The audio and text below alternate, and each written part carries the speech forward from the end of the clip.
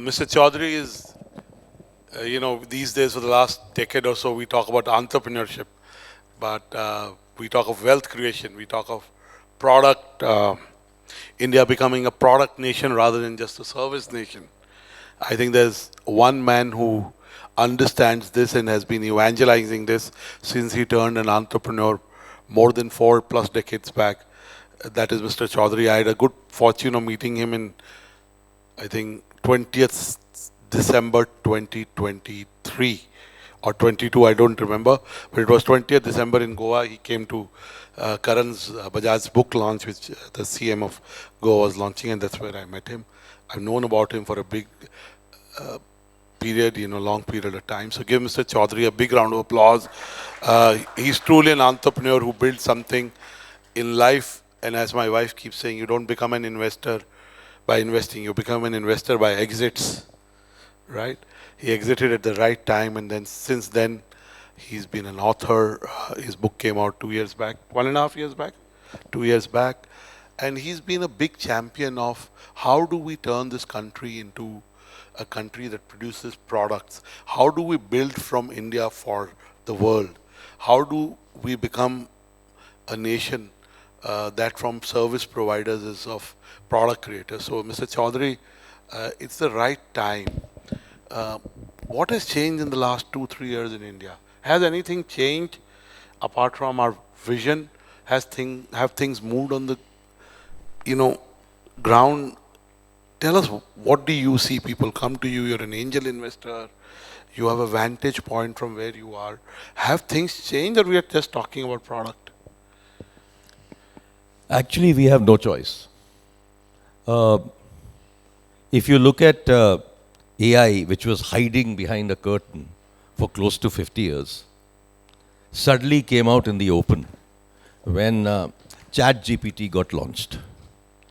And that changed the world, because generative AI is something that is impacting the whole tech industry. And it's also impacting the businesses all over the world. Now, what's happened is that for many decades, India has been a leader in software services globally. But the last 2 years, very clearly, Gen AI is making an impact on this business. So this whole business has been led through services. We provide services to the world, to all customers globally, and we have done brilliantly at it. And it's a business worth around $300 billion of exports. But today there are serious headwinds to this business. Absolutely. And if you look at last 1 year, there have been hardly any additions to manpower in the software industry, maybe 100,000 people less rather than more. The campus recruitments have gone down. So in fact, there are retrenchments. Yes, so about 100,000 people have actually lost jobs. So this kind of a situation, when you're faced with, what should India do? And that's the reason why I've been working with, I created a foundation called EPIC, and our whole objective was to make India an electronic hardware product nation. And we want to create that ecosystem. If you look at the time that we started HCL in 1976-77, and up to pretty much 2000, there were hundreds and thousands of electronic companies in India with their own brands and products. But due to a big mistake that the government made of signing the WTO in 1999, 2005 saw the complete destruction of the electronic business. Especially the SMEs died. Now, good news is that the government realized this about 5-7 years ago. I've been writing about it for close to 30 years. I've done many notes for the government and reports for the government. And close to 25 years ago, I wrote that someday the electronic bill will be higher than the oil bill. It's happening. We are just importing and doing nothing about it. But fortunately for the last 4-5 years, there's been quite a bit of movement on electronic manufacturing, but again in services, not in products. So that's why I set up EPIC. And then about 2 years ago, about 20 of us formed a think tank. And we sort of started to say that what should India be doing in the next 15 years?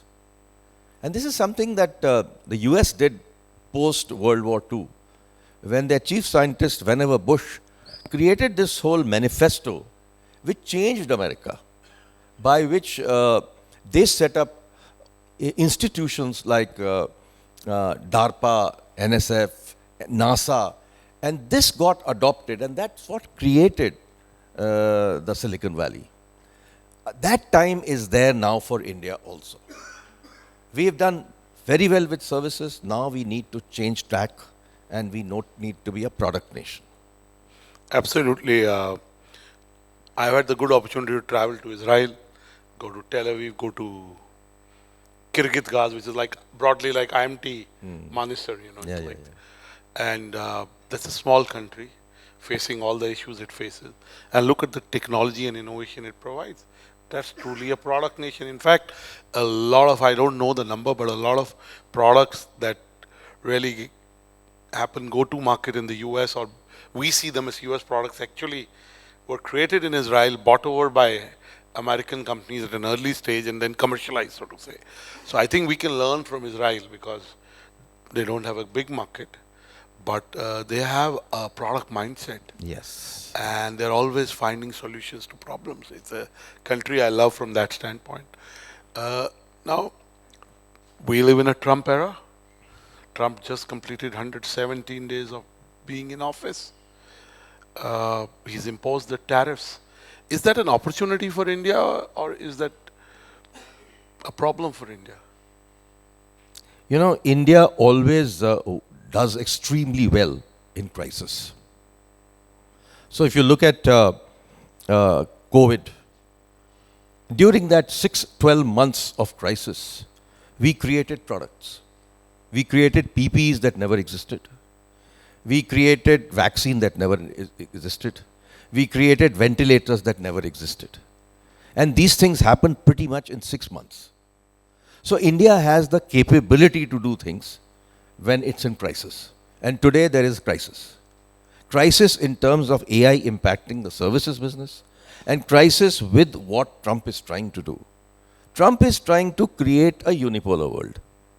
And with that unipolar thinking, the whole world is thinking unipolar.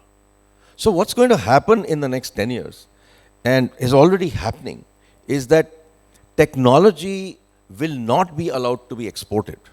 Already there is a ban on exporting more than 34 qubits of quantum computers from America. Yeah, that's why NVIDIA has now set up its new factory in the US. Yes. So, with $500 billion of so investment. whole bunch of stuff like this, which is going to be technology denial regimes from the US, from UK, from Europe is going to happen. If this is going to happen, we need to be aware this is going to be happening. And we need to take action today. But more than 40% of the AI scientists, the ones that are counted as, let's say, nuanced, evolved, deep, are Chinese. Yes. More than 40%.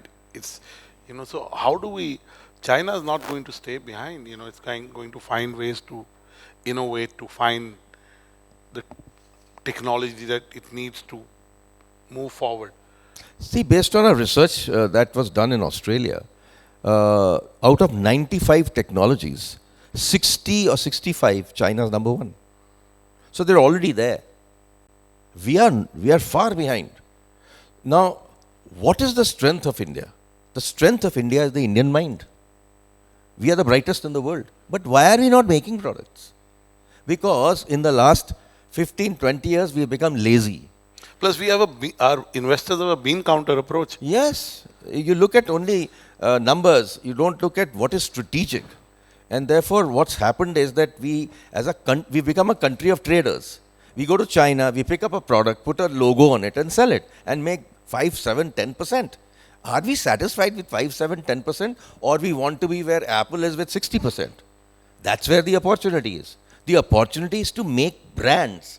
Opportunity is to make global brands, make products, design products. Our capability is in design, not in manufacturing. So if you look at even semiconductors, The phase one of the semiconductor program is manufacturing, which is not our strength. We have to learn, but it is essential because if we don't do manufacturing of semiconductors in this country, we're going to die because suddenly some chips will not be available for our critical requirements and we will be scrounging around trying to get them. It happened during COVID. And if I may say, a decade back, I would say India has missed the bus on manufacturing, especially in the electronics domain. And, it wasn't an overstatement 10, 12 years back. You said in the last 5 years, the government has realized it has created a PLI scheme for, just to build on what Mr. Chowdhry is saying, if you take air conditioning, just to give you a data point, air conditioning in China is about 100, they have 100 million tons of air conditioning. They do another 15 million exports. I think they're at 115 million total. Could be 120, thereabouts.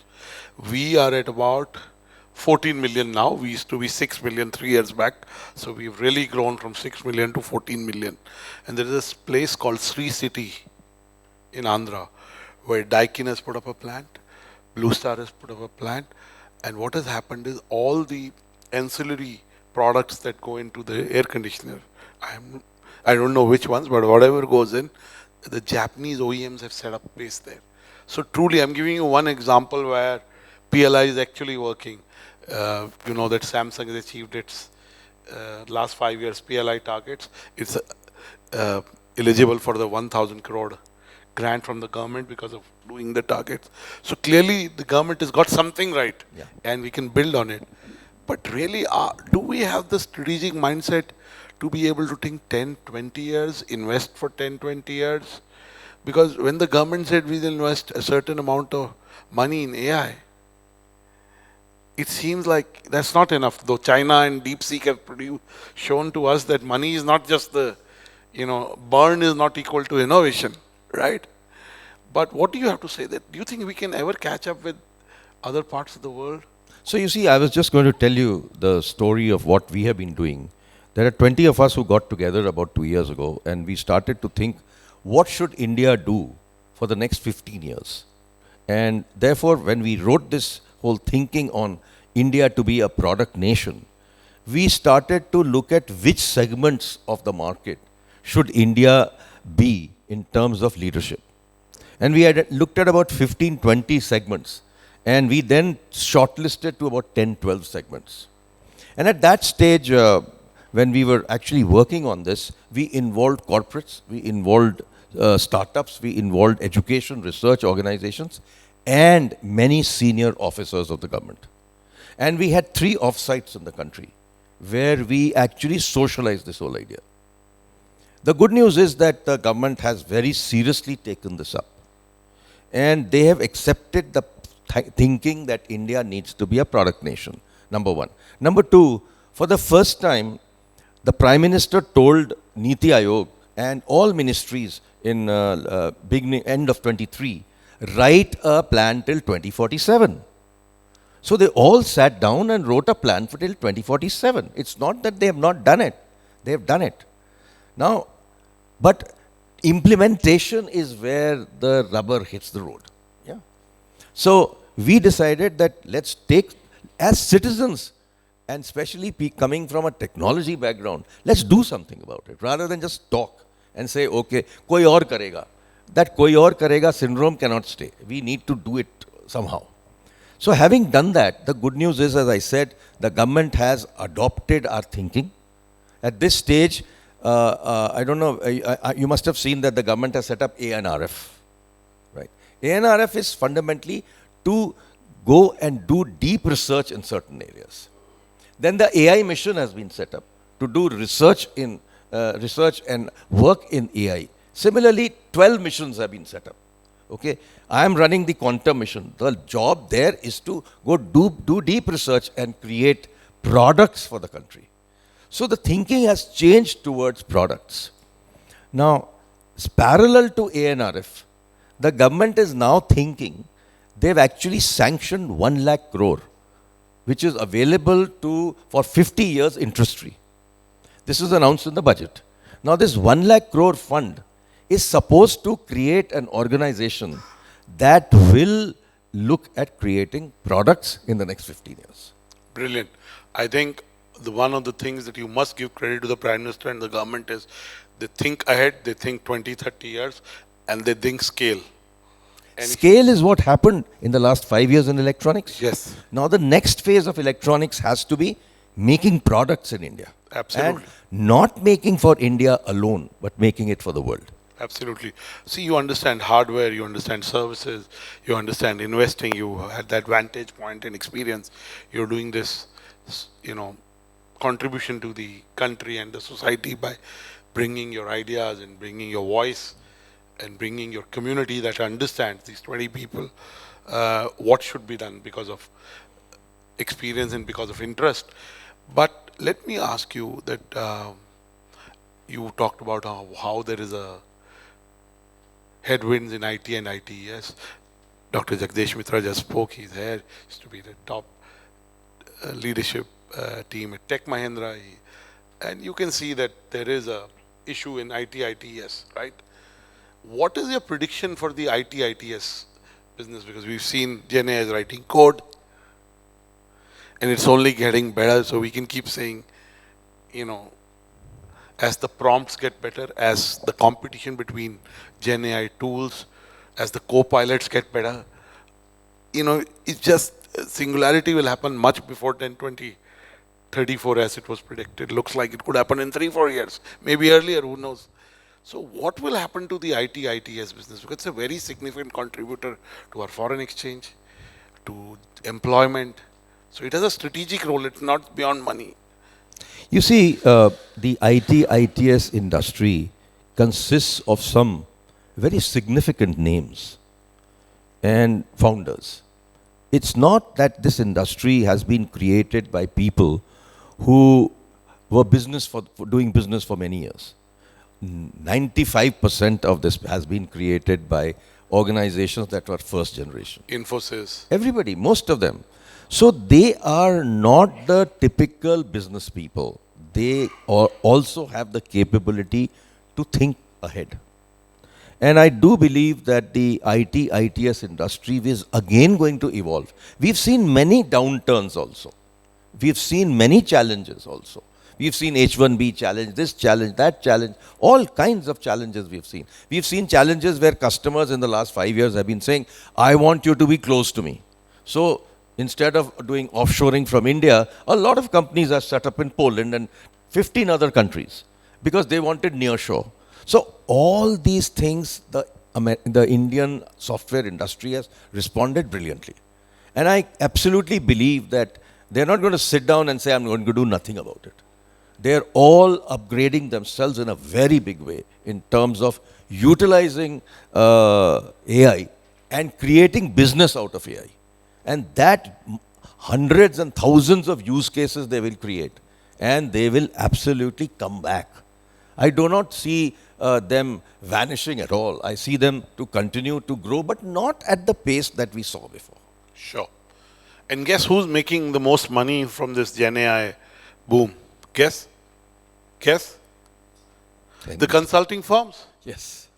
Because they're playing on the fear. If you look at the revenue that they're making from, upgrading the workforce, Gyan is there, he runs AI in action, helping organizations be Gen AI ready, be future proof, whatever you want to call it.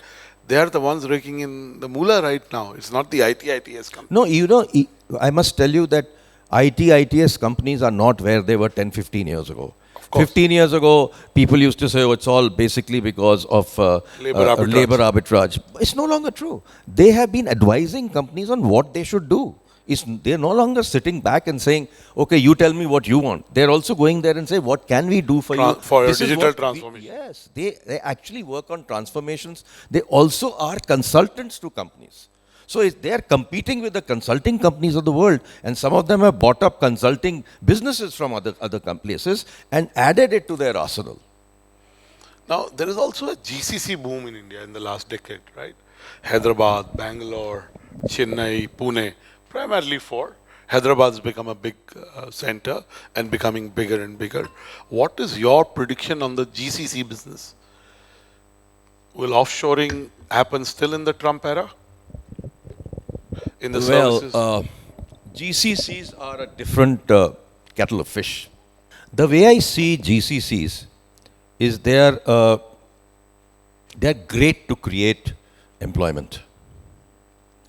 They hire the best of our talent. But what do they give in addition to the country? 3%, 5% margins. They're only working on transfer prices from here. So the Intels of the world, the Nvidias of the world, all of these people are having GCCs in this country. There are some parts of these companies who actually make products here, but none of the IP stays here. All the IP is in the other countries. So recently there was a survey done in the United States when Trump started talking about trade deficit, and this particular survey done by some publications came up with this whole idea that there's $8 trillion of business that's hidden, which does not show up in exports. What is this 8 trillion? This 8 trillion is businesses sitting in other countries making loads of money in a particular country and making stuff. So a McDonald's sits here, right? Many companies sit here. They are making great amount of money in this country. That is not counted at all in the exports of the United States. It's a hidden number. In fact, our commerce minister has been urging companies to, set up large Indian subsidiaries and access the markets and create wealth. Look at what has happened to Hyundai. Yes. I mean, just look at amazing. Look at the wealth creation they have done in a short period of time in India. 75 years of Maruti. Right. Maruti is now no longer Maruti, it's Suzuki. Right. So what have we done? What have we achieved? So when I say GCCs are great to create jobs, great for learning for our people. They are making us understand what is product management. They're making us understand how to make products. But the real key sits in other countries. So they are great at one end, but we now need to draw a lot of people from there, create startups and industries where we can create products for the world, for India and the world. Fantastic, Mr. Chowdhry. This is the first year of the Tech Leaders Connect. It will grow like children. Initiatives also grow. It will grow. So thank you for being there in the first edition. It lends gravitas and content to what we do. My last question before I bring in the audience. If you had to make some suggestions for the future, or a forecast, maybe a strong term, but some trends that you can see beyond what we've discussed in terms of Gen AI, that's clearly, it's a train that has left the station, so it's going to get somewhere. What are the other things that this audience needs to know? 2, 3 things that are becoming bigger and bigger. I think I consider that as part of what I call tech sovereignty. Because if you look at strategic autonomy, within that sits a very important piece of tech sovereignty. And so, as I said earlier, people are going to make sure that we can't get certain technologies. So we better make them here for the world. So it's very, very critical that we identify specific areas. Like quantum has been identified by the country. Similarly, other areas are being identified. We need to identify these technologies. Let's take this thing as space tech, for example. We're doing well. When we look at drones, we are doing well. When we look at two-wheeler EVs, we are number 1 in the world. But within those things, is there real IP that we have? No. What we have inside is all Chinese components. So we now need to go down and make those products on our own. Look, if the operating system and the chips used in a drone are Chinese, are they safe? So these considerations are very important. The security Huawei considerations. Yeah. I take names. Yes. And one thing I must say, I feel as an entrepreneur, the cost of people is going up in India. The cost of real estate is going up. Cost of compliance is going up. So countries like Vietnam in the last 6-7 years, especially last 6-7 years, have really looked at garments. I mean, we used to have a Bangladesh problem in terms of textiles. Now there is a Vietnamese problem. KPOs, BPOs in the last decades have shifted a lot of them to Vietnam. Philippines. Philippines. Yes. Because the cost of people here is just going up. So how do we solve that? Again, is the product route a way to solve? Only the way is product route. Only the way is to create Indian brands. If you look at, as I said, Apple makes 60% margin. I mean, we are sitting at the 5% end of the game. Are we satisfied with that? No. Our capability, our ingenuity, our intelligence as a country. I have absolute belief that India has the most intelligent people in the world. But why are we still sitting at the lowest end? We now need to move up.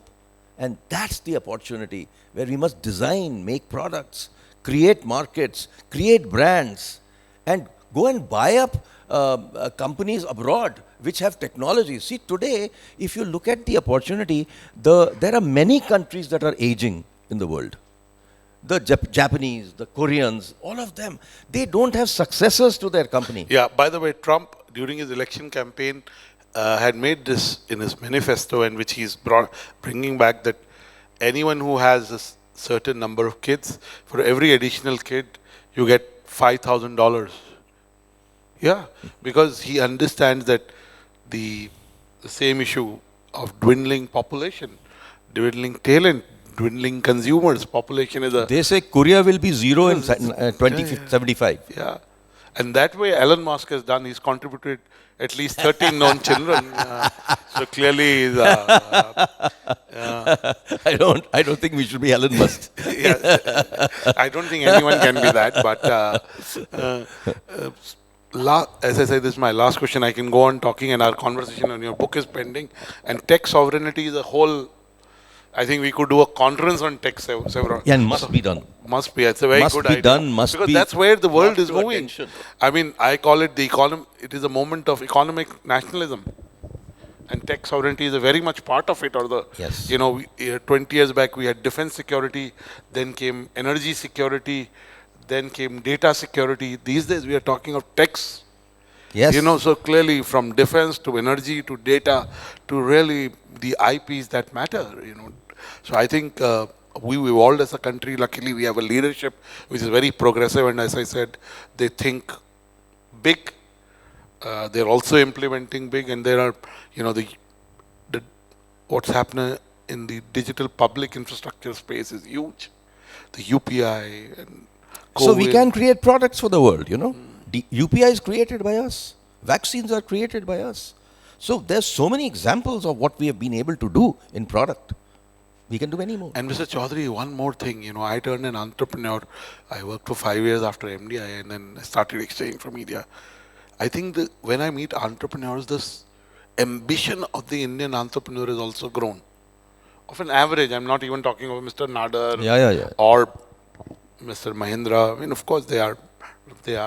I'm talking somebody who's starting out and who's achieved something. They're wanting to go global faster. Yes. And their ambition is much bigger than what I saw 15 years back, 10 years back. So look, Zoho started in the US. Yes. They were located in a village in Tamil Nadu, but they first went and marketed in the US, then they came to India. Yeah, there is a trick also, as you know, that the cost of acquisition versus, the lifetime value of a client makes there, and then the kick up you get on listing per a paying client. So of course it works, but the fact is he cracked the US market first. Yes. Then so again, which is a tougher market. A much tougher market. So tougher market. The ambition and the in my book I call it A is greater than R. A is greater than R. Yes. A stands for aspiration, R stands for resources. If you have the aspiration, resources happen. Beautiful. I think on this, clearly India has the aspiration. I'm sure we'll find the resources. Mr. Chowdhry, I should have done that. Our book conversation is pending, and I read the book. Give Mr. Chowdhry a big round. We can go on chatting. And when you came, it was a tea break after a session. The full house of relevant people. So thank you for being there in the first, and I'm sure what you're doing will make a big impact on the future. It already is. And I think baby steps have been taken, which will become giant steps as we go forward. So thank you for doing this. We are grateful as a nation and as a community to you. Please give him a big round of applause. Clapping is good for heart muscles. It's very good. If you haven't done yoga, haven't gone for your walk,